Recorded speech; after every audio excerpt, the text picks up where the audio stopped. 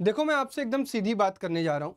आपको यूट्यूब पर हर महीने, हर दिन एक ना एक स्ट्रेटजी वीडियो देखने को मिलेगी अपने भैया, दीदी और टीचर्स से, क्योंकि ये उनका काम है और वो शुरू से उस काम को करते हुए आ रहे हैं। मेरा काम है, मैं भी करते हुए आ रहा हूँ। क्या आप अपना काम कर रहे हो? आप थोड़ा सा अपने आप के बारे में सोचो कि आपका सेशन स्टार्ट हुआ था अप्रैल से और आज सितंबर का महीना आ गया है। हो सकता है कि वीडियो आप तक अक्टूबर तक पहुंच रही होगी तो अक्टूबर का महीना आ गया होगा, लेकिन आप अभी तक भी वही एकदम आराम से रिलैक्स्ड पड़े हुए हो। मैं ये नहीं कह रहा हूं कि आप अभी लग जाओ, घिसने लगो, नहीं, लेकिन आपको अपना काम तो करना पड़ेगा ना। आपने 10th में एडमिशन लिया है, आप 10th में आए हो, इस बार आपको बोर्ड देना है, उस परीक्षा में अच्छा करना है, उसके आगे का भी जीवन है। ऐसा नहीं कि 10th तक ही चीजें समाप्त हो जानी है। तो आपको अगर 10th में अच्छा करना है और अपने लाइफ में अच्छा करना है तो आपको काम करना पड़ेगा। तो बचे हुए समय में किस तरीके से काम करना है और अपने आप को फुल एनर्जेटिक और फुल मोटिवेटेड कैसे रखना है, इस वीडियो में बहुत ईमानदारी से आपको समझाऊंगा। तो इस वीडियो को एक एक लाइक सभी लोग दीजिएगा ताकि आपको क्लियर हो जाए। देखो, आप कब चीजों को स्टार्ट की हो, बहुत सीधी बात करूंगा। अप्रैल से आपका सेशन स्टार्ट हुआ था, थोड़ा पेन पतला कर दूं। अभी अप्रैल के बाद आपका मई वेस्ट हो गया, जून वेस्ट हो गया, जुलाई वेस्ट हो गया और अगस्त वेस्ट हो गया जब मैं ये वीडियो बना रहा हूँ। यानी 1 महीना, 2 महीना, 3, 4, 5। अब बचा कितना है? बचा हुआ है आपके पास सितंबर, अक्टूबर, नवंबर, दिसंबर, जनवरी, ये 4 महीने प्लस ये 1 महीने। इसके बाद फरवरी में आपका बोर्ड एग्जाम, और ये आखिरी साल है अपने आप को समझने का, सीखने का, अपने सही डायरेक्शन को जानने का कि मैं क्या करना चाहता हूं जीवन में। तो ये 5 महीने अगर तुम मेहनत नहीं करोगे ना तो तुम अपने आप को समझ ही नहीं पाओगे कि तुम्हें 11th में कहाँ जाना है। हमें इसलिए मेहनत करना है। हमें 95% क्यों लाना है? हमें इसलिए लाना है कि हमें पता चले कि हमारी कैपेबिलिटी क्या है, मुझे लाइफ में क्या करना है। क्योंकि बाद में परेशान होने से बेहतर है कि आज के आज परेशान हुआ जाए ना। इस चीज को आपको समझना पड़ेगा। एक ग्राफ, अभी एक मीम चल रहा है, कुछ ऐसे करके बना हुआ है और एक ऐसे बना हुआ है, ठीक है। इसमें कहा जा रहा है कि ये लाइफ के 2 पार्ट्स हैं। या तो आप अभी इंजॉय कर लो, या तो आप अभी इंजॉय कर लो और बाद में आप परेशान हो, ठीक है, स्ट्रगल करो। या तो आप अभी स्ट्रगल कर लो, या तो आप अभी स्ट्रगल कर लो और बाद में आप इंजॉय करो। आप किस फेज में रहना चाहते हो ये आप पे डिपेंड करता है। ये ग्राफ बड़ी अच्छी चीज लग रही है मुझे, अभी इंस्टाग्राम पे, यूट्यूब पर मीम की तरह ये बहुत अच्छे तरीके से शेयर किया जा रहा है और ये बहुत मोटिवेशनल है। काम इसी तरीके से आपको करना है। अगर आपने अपना एक फेज बर्बाद किया तो कोई बात नहीं, अभी जो एक फेज बचा हुआ है इसमें आपको संवरना है, सीखना है, और कैसे करना है एक एक करके मैं आपको समझाने वाला हूं। तो सबसे पहले मैं आप सभी लोगों को एक बहुत शानदार पीडीएफ देने वाला हूं और ये पीडीएफ आपके लिए काफ़ी हेल्पफुल है। तो एक बार मैं आपको दिखाता हूं और ये पीडीएफ आपको मिल जाएगी, आप परेशान मत होइएगा। ये पीडीएफ आपके लिए कैसे काम करेगा मैं समझा देता हूं। यहाँ पर मेरे पास हर सब्जेक्ट का एक एक सिलेबस है, ठीक है। जैसे ये आपका है मैथ का है, ठीक है। मैथ में लिखा हुआ है number, real number, polynomial, pair of linear equation, quadratic equation, arithmetic progression, CG, triangle, circle, trigo, application, area, surface area, statistic, probability. यहाँ लिखा हुआ है डिफिकल्टी लेवल, इसमें आपको भरना है। फिर शेड्यूल आपको बनाना है कि आपको किस तरीके से काम करना है। फिर स्टेटस भरना है कि कैसे आपका काम पूरा हो गया, कब हो गया कि नहीं हुआ है। फिर इसके बाद आप देखोगे साइंस का भी मैंने आपको बना के दे दिया है। फिर इसके बाद सोशल साइंस का भी बना के दे दिया है। फिर उसके बाद इंग्लिश का भी बना के दे दिया है, सारे चैप्टर्स के नाम लिखे हुए हैं। फिर उसके बाद इंग्लिश का यहाँ तक है। फिर उसके बाद हिंदी का भी मैंने आपको बनाकर दे दिया है। अब लेकिन ये दे दिया, ये आपको मिलेगा कैसे और आप इसका काम कैसे करोगे, आइए समझते हैं। देखिए, आपको सबसे पहले क्या करना है, हमारे टेलीग्राम पर जाना है। टेलीग्राम पर आपको ये पीडीएफ मिलेगी। टेलीग्राम कौन सा है? @rankersboards, ठीक है। रैंकर्स बोर्ड्स का ये टेलीग्राम चैनल है। वहां पर आप जाएंगे और इस पीडीएफ को डाउनलोड करेंगे और इसको प्रिंट करवा लेंगे, ठीक है। प्रिंट कराने के बाद अब जो मैं आपको स्ट्रेटजी बताने जा रहा हूं अगले 4 से 5 महीनों के लिए, उसको ब्लाइंडली फॉलो करना है। तब जाके आप सितंबर से लेकर फरवरी में अपने आप को बहुत अच्छा चेंज कर सकते हो। देखो, यहां समझो एक एक चीज। ये आपका सितंबर मंथ चल रहा है, फिर उसके बाद अक्टूबर आएगा, फिर आपके उसके बाद नवंबर आएगा, फिर उसके बाद दिसंबर आएगा, फिर जनवरी और फरवरी। टाइमलाइन को समझते हैं। सबसे पहले टाइमलाइंस की अगर मैं बात करूं तो यहां पर अप्रोक्सीमेटली हर एक स्कूल में हाफ ईयरली कंडक्ट कराई जाती है। फिर यहां के आसपास नवंबर, दिसंबर, जनवरी के आसपास आपका प्री बोर्ड कंडक्ट कराया जाता है। अब अगर आज की परिस्थिति में आपने कुछ भी नहीं पढ़ा है, आप एकदम जीरो पे हो, तो आप कैसे काम करोगे? आप चीजों को यहां से स्टार्ट करोगे और यहां तक आपको जाना है। और सबसे पहले आपको समझना पड़ेगा कि इस साल का पेपर कैसा आने वाला है। पेपर कैसा आने वाला है, पेपर की डिफिकल्टी कैसी रहने वाली है। पेपर में आपके पास 50% कॉम्पिटेंसी बेस्ड क्वेश्चन पूछे जाने वाले हैं, यानी आपकी सोचने की क्षमता पर आपसे सवाल ज्यादा किए जाएंगे, रटने की क्षमता से ज्यादा। ठीक है, 20% आपका एमसीक्यू रहेगा और 30% आपका क्या रहेगा, आपके मतलब कि लर्निंग पर रहेगा कि आप कितना क्वेश्चन आंसर वगैरह याद करते हैं। ये मैं आपको दिखा देता हूँ, ये सब कुछ सीबीएसई की इस पर लिखा हुआ है प्रॉपर तरीके से, ये मैं दिखाता हूँ आपको। ये देखिए, यहाँ पर जब आप असेसमेंट देखेंगे, ये पीडीएफ जब आप ध्यान से पढ़ेंगे तो यहाँ लिखा हुआ है कि एकेडमिक सेशन 2024-25 में 50% आपके कॉम्पिटेंसी बेस्ड एमसीक्यू मिलाकर, सेलेक्टेड रिस्पॉन्स टाइप यानी एमसीक्यू बेस्ड डायरेक्ट आपके 20% और राइटिंग वाले लॉन्ग आंसर शॉर्ट आंसर ये आपको 30% पूछा जाएगा। यानी आपको इस साल अपने सोचने की क्षमता पर काम करना है, यानी आप रटी रटाई चीज़ों को लास्ट के 1 महीने में उस तरीके से नहीं आउटपुट निकाल पाओगे जिस तरीके से आपको लगभग 4-5 महीने लग के मेहनत करना पड़ेगा। अब इस कॉम्पिटेंसी बेस्ड की प्रिपरेशन करना अगर आप चाहते हो तो मेरे पास एक बहुत बेहतरीन चीज़ है, एक बुक है, ये बुक आप परचेज कर सकते हो। इस बुक का मैं नाम आपको बता दे रहा हूँ, नाम, और ये आपको पीडीएफ भी दिखा दे रहा हूँ। ये ओसवाल पब्लिकेशन की एक किताब है जिसका नाम है CBSE competency based competency focused question. ठीक है, ये जो भी बच्चे परचेज करना चाहते हैं डिस्क्रिप्शन बॉक्स में उसकी लिंक है। इसमें आपको साइंस, सोशल साइंस और मैथमेटिक्स, यही 3 आपके मेजर सब्जेक्ट हैं जिससे आपके कॉम्पिटेंसी बेस्ड आपको प्रॉब्लम ज़्यादा परेशान करते हैं। अब इसमें आप जाओगे, ये बुक परचेज करोगे तो इसमें आपको हर एक चैप्टर में आपको कॉम्पिटेंसी बेस्ड क्वेश्चन, ये पूरे आपका टेबल दिया गया है कि आपको किस तरीके से चैप्टर में चीज़ें मिलेंगी। एक आध चैप्टर में आपको दिखा भी देता हूँ कि कैसे आपको ये मिलेगा।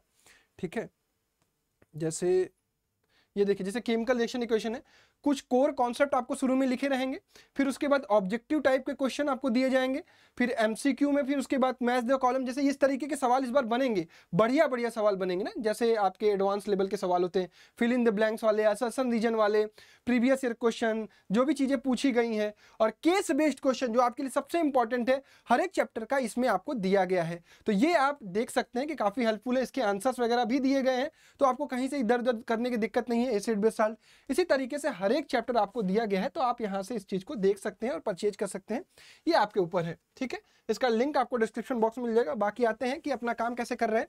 तो यानी आपको इस तरीके की तैयारी करनी है, और इस तरीके की तैयारी करने के लिए आपके पास सितंबर से लेकर फरवरी तक का टाइम है।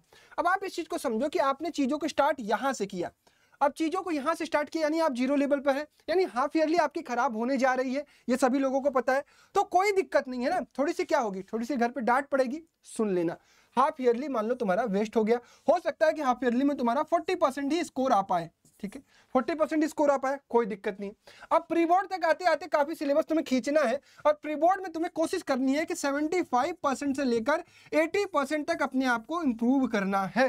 यानी यहां पर अगर आप 40-45% स्कोर कर पा रहे थे, 80 नंबर के पेपर में आप 30-35 नंबर पास हो पा रहे थे और किसी तरीके से पास हुए, प्री बोर्ड में अपने आप को इतना बेहतर करो कि 80 नंबर के पेपर में आप 60, 65, 70 के आसपास तक पहुंचो, और फिर आपके पास जो ये फाइनल एग्जाम आएगा ये 95% हमें टारगेट करना है। अब आप कहोगे भैया ये बातें सुनने में तो बड़ी अच्छी लग रही हैं, लेकिन इंप्लीमेंट करने में हमें समस्या आती है। इंप्लीमेंटेशन कैसे करेंगे, आइए सीखते हैं। अब देखो, अगर मैं सिलेबस की बात करूं तो आपके पास जो मैथ में है, मैथ में अप्रोक्सीमेटली कितने चैप्टर हैं, कहोगे भैया 14 चैप्टर हैं। ओके, साइंस में कितने चैप्टर हैं, इसमें भी 13 या 14 ही चैप्टर है, तो मान के चलता हूं 13-14 चैप्टर। ठीक है, ओके। एसएसटी में देखा जाए तो 19 से 20 चैप्टर है, किसी किसी में हाफ पार्ट है, किसी किसी में मैप वर्क है, तो 19 से 20 चैप्टर, यही मेजर आपका कंसर्न है।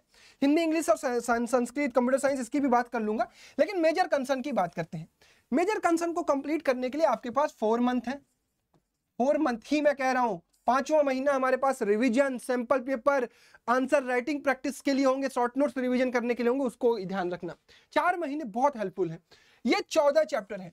मैं आपसे कहता हूं कि एक महीने में आपको 10 के 10 चैप्टर नहीं करने हैं, एक महीने में आपको 3 चैप्टर करने हैं।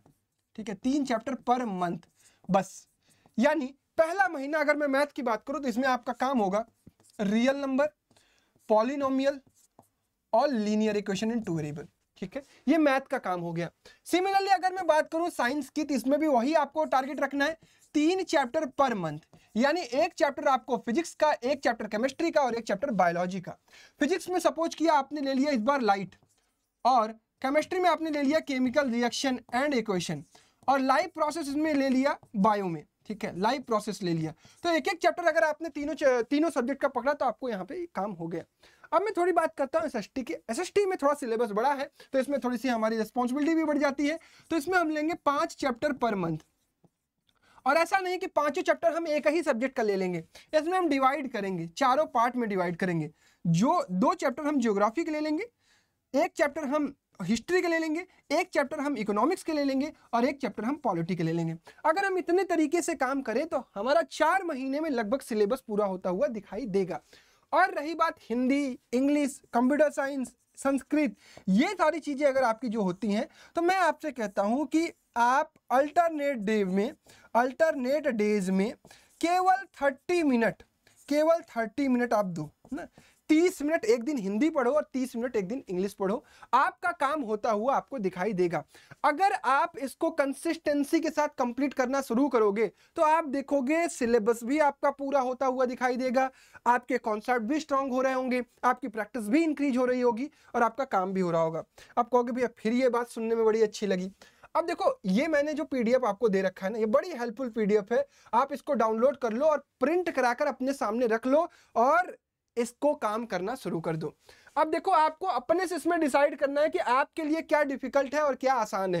एक चीज याद रखना, डिफिकल्ट और आसान में बस एक बात लिखनी है आपको। क्या लिखनी है? डिफिकल्टी लेवल में आपको लिखना है कि इजी या फिर मॉडरेट। ठीक है, मैं थोड़ी आपकी हेल्प करता हूं। जैसे रियल नंबर है, ये इजी चैप्टर है, इसमें कंफर्म क्वेश्चन होते हैं। पॉलिनोमियल इजी चैप्टर है। Pair of linear equation easy chapter है। क्वाड्रेटिक थोड़ा सबको मॉडरेट लगता है क्योंकि थोड़े से आपके इसमें सब्जेक्टिव प्रॉब्लम्स होते हैं, और इजी प्लस मॉडरेट ये आपका लीनियर इक्वेशन भी होगा सब्जेक्टिव के कारण।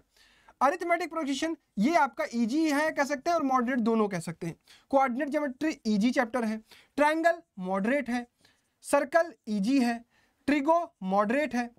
एप्लीकेशन ऑफ ट्रिग्नोमेट्री इजी है। Area related to circle easy है। Surface area and volume moderate है। स्टैटिस्टिक्स मॉडरेट या इसे इजी में भी डाल सकते हो आप, ठीक है। प्रोबेबिलिटी आप इजी है। अब आपके पास ये इस तरीके से जब लिख जाएगा तो आपको पता होगा कि अच्छा ये तो इस वीक इस मंथ में मुझे ये 3 चैप्टर में 2 चैप्टर तो इजी वाले करने हैं, एक मॉडरेट वाला है, चलो कोई नहीं हम कर लेंगे। अब ये 3 चैप्टर आपका हो गया इस मंथ का शेड्यूल। आपने इसको लिख दिया यहाँ पर सितंबर, यहाँ लिख दिया सितंबर और यहाँ लिख दिया सितंबर। अब जब सितंबर, आप डेट भी लिख सकते हो कि चलो 14 सितंबर तक इसको एंड कर देंगे, 20 सितंबर तक इसको एंड कर देंगे, 27 सितंबर तक इसको एंड कर देंगे। अब आपने यहाँ डेट लिख दिया। अब आपके पास टास्क डिसाइडेड है कि इस मंथ का इस तारीख तक इस चैप्टर को खत्म करना है। जब आपका कंप्लीट हो जाए, कंप्लीटेड यहाँ लिख दीजिए स्टेटस में। जब आपका ये कंप्लीट हो जाए, कंप्लीटेड। धीरे धीरे जब ये सीट भरने लगेगी ना, कॉन्फिडेंस अपने आप आएगा, आपको लगने लगेगा कि हाँ अब मेरा काम पूरा हो रहा है और वो भी सिस्टमैटिक। अब आपके मन में सवाल आएगा, भैया ठीक है सब कुछ सही लग रहा है, अब काम में करना क्या क्या ये थोड़ा बता दीजिए सब्जेक्ट वाइज। चलो आ जाओ, स्क्रीन पर आ जाओ। अब समझ में आ रहा होगा और चीजें फील भी हो रही होंगी। अब देखो काम में क्या करना है। जैसे मैथ बड़ा ही अच्छा सब्जेक्ट है। मैथ में अगर आप अभी कुछ भी नहीं पढ़े हो तो आप YT पर जाओ, किसी के भी 1 शॉट लेक्चर या थोड़े से 2-3 आवर के लेक्चर अभी आप पढ़ रहे हो तो 1 शॉट से बेहतर है कि थोड़ा लंबा लॉन्ग ड्यूरेशन के लेक्चर YT से आप पहले पढ़ो, ठीक है, लेक्चर देखो। अब उसके बाद NCERT आप लगाओ। लेकिन अगर आपकी स्टैंडर्ड मैथ है तो NCERT तक रुकना मत। अब NCERT प्लस या तो RS लगाओ, या तो RD लगाओ, या तो कोई क्वेश्चन बैंक लगाओ, या तो आप एग्जाम्पलर लगाओ। इतना काम करोगे तब जाके आप 75 प्लस आउट ऑफ 80 स्कोर कर पाओगे। अभी यहीं पे नहीं रुकना है। अब इसके बाद आपको प्रीवियस ईयर क्वेश्चंस भी थोड़े अटेम्प्ट करने हैं। उसके बाद फॉर्मूला सीट आपको बनाना है हर चैप्टर में, ठीक है, पर चैप्टर। जब आपका इतना काम हो जाएगा और ये आपको एक चैप्टर को पढ़ने में काम करना है। इसी प्रकार से साइंस और SST भी है। साइंस और SST दोनों सिमिलर चीजें हैं। साइंस और SST में आपको क्या करना है भाई, पहले तो आपको वीडियो लेक्चर 1 शॉट वाला देख लेना है। 1 शॉट, या आपको जिसका पसंद, मेरा कुणाल सर का पसंद है कुणाल सर का, किसी और टीचर का पसंद है किसी और का टीचर, कोई दिक्कत नहीं है। पढ़ना आपको है, आपको अच्छा करना है बस। वीडियो देख लिया, 1 शॉट देख लिया। अब NCERT की रीडिंग करनी है यहाँ पर, ये छोड़ना नहीं है क्योंकि कॉम्पिटेंसी बेस्ड क्वेश्चन आएंगे तो वो चीजें कहीं से भी पूछी जा सकती हैं। रीडिंग करने के बाद आप नोट्स अगर बनाए हो तो नोट्स की भी रीडिंग करो, ठीक है, नोट्स रीडिंग। अब इसके बाद एनसीईआरटी की एक्सरसाइज, एनसीईआरटी इन टेक्स्ट प्लस एक्सरसाइज दोनों करना है आपको। इसके बाद answer writing practice, answer writing practice plus previous year questions, ये आपको हर चैप्टर में करना है। इतने टास्क आपको कंप्लीट करने हैं। और इसके बाद अभी लास्ट जो आपका काम है, शॉर्ट नोट्स बनाना है हर चैप्टर का, पर चैप्टर। मैं बता रहा हूं कि अगर आपने इतना काम कर दिया तो आपको चैप्टर को घोल के पिलाने वाली जो बात कही जाती है ना, वो आप घोल के पी जाओगे। जब आपके एग्जाम में या प्री बोर्ड में, हाफ ईयरली में उससे रिलेवेंट क्वेश्चंस दिखेंगे तो आप अच्छा करोगे। अब बात करते हैं, ये मैथ साइंस एसएसटी की हो गई, इंग्लिश हिंदी भी आप इसी तरीके से कर लोगे। जब पेपर बीच में आएगा हाफ ईयरली, तो भैया वहां पे हमें किस चीज को टैकल कैसे करना है, वहां पे हम अच्छा परफॉर्म नहीं कर पाएंगे, प्री बोर्ड में हम अच्छा परफॉर्म नहीं कर पाएंगे, तो हमारे पेरेंट्स को हम क्या जवाब देंगे, या हमें उस कंडीशन में क्या करना है। देखो हाफ ईयरली जब आएगा तो सपोज आपका 7 चैप्टर आपसे हाफ ईयरली में पूछा जा रहा है, आपने अभी सितंबर से चीजों को स्टार्ट किया, सपोज आपने 3 ही चैप्टर तैयार किया, तो आप 3 चैप्टर की प्रिपरेशन के बेसिस पर अपने आप को जज करोगे। 3 ही चैप्टर के प्रिपरेशन के बेसिस, जल्दी जल्दी 7 चैप्टर कंप्लीट करने की कोशिश नहीं करोगे, अदरवाइज आपको क्या लगेगा कि मेरा 7 चैप्टर कंप्लीट हो गया, बट वो अच्छे से नहीं होगा। आप 3 ही करो लेकिन अच्छे से करो। यहां से जाने के बाद इसी 3 के बेसिस पर अपने आप को जज करो कि आप कितना स्कोर कर पा रहे हो। जब यहाँ प्री बोर्ड में आओगे, 14 चैप्टर का पेपर आएगा, हो सकता है कि आपका 10 ही चैप्टर कंप्लीट हो आपके शेड्यूल के अकॉर्डिंगली, तो 10 ही चैप्टर कंप्लीट है, हमें 10 पर ही अपने आप को जज करना है कि हम कितना स्कोर कर पा रहे हैं। अगर आप इतना काम कर लेते हो, इसके बाद जब आपका बोर्ड आएगा ना, तो बोर्ड में आप देखो ना कि हम लोग किस तरीके से प्लान किए हैं। हम लोग प्लान किए हैं कि हमारा सिलेबस यहां तक कंप्लीट हो जाएगा दिसंबर तक। अब ये जनवरी वाला जो मंथ है, जनवरी वाला मंथ बड़ा खास मंथ है। जनवरी वाले मंथ में क्या करना है, यहां तक आपका स्ट्रेटजी होना चाहिए। जनवरी वाले मंथ में आपको केवल रिवीजन करना है, नई चीजें नहीं पढ़नी है, नो न्यू थिंग्स। आपको नई चीजें पढ़ने की जरूरत ना पड़े, इस तरीके से आपको स्ट्रेटजी बनानी है। सितंबर, अक्टूबर, नवंबर, दिसंबर, ये आपके लिए इनफ होने जा रहा है। रिवीजन, उसके बाद आपको पीवाईक्यूज, ये उस समय भी हम रिवाइज करते रहेंगे, लिखते रहेंगे, देखते रहेंगे, और सैंपल पेपर, यही सब लोग कहता है, ताकि हमारी प्रैक्टिस हो जाए कि हम बोर्ड एग्जाम में बेहतर कर पाए। ये 3 चीजें आपको जनवरी वाले महीने में ही करनी है। तो इस तरीके से अगर आप प्रिपरेशन करते हो तो आप अपने आप को देखोगे कि आपका ग्राफ धीरे धीरे इंक्रीज होता हुआ दिखाई देगा।